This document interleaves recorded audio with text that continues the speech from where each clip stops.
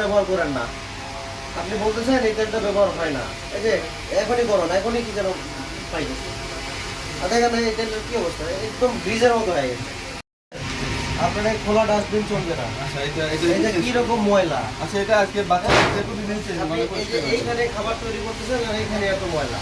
আমার এই যে এটা কি, এগুলো সব ওই পাশে এটা আপনাকে দেখায়।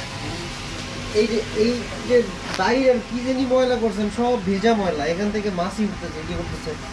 এখানে যদি আপনি খাবার তৈরি করেন, এই খাবারটা আসলে মাংসপূর্ণ খাবার না। স্টোর রুমের বাইরে রাখা, এইগুলো থেকে জীবাণু আপনার খাবারের মধ্যে যাবে। আপনার রান্নাঘরের মধ্যে ওই পাশে তো জায়গা আছে, ওই পাশে রাখেন, ওই পাশে আপনি ময়লার ঝুরিয়ে রেখে রাখেন। এগুলো সব ওই স্টোর রুম বানাই দিছে, সারের আগে আসে বলে গেছে তো।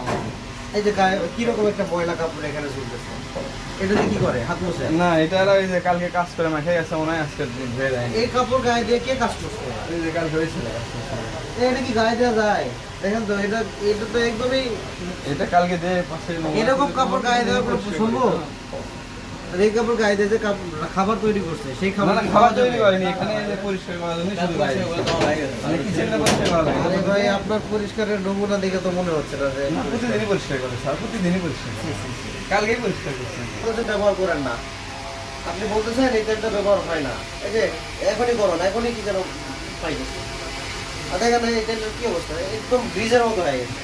হ্যাঁ, আপনাদের এই যে এইটা থাকার পরেও তেল তো কালো হওয়ার কোনো কথা না, তাহলে কতদিন ধরে ব্যবহার করতে?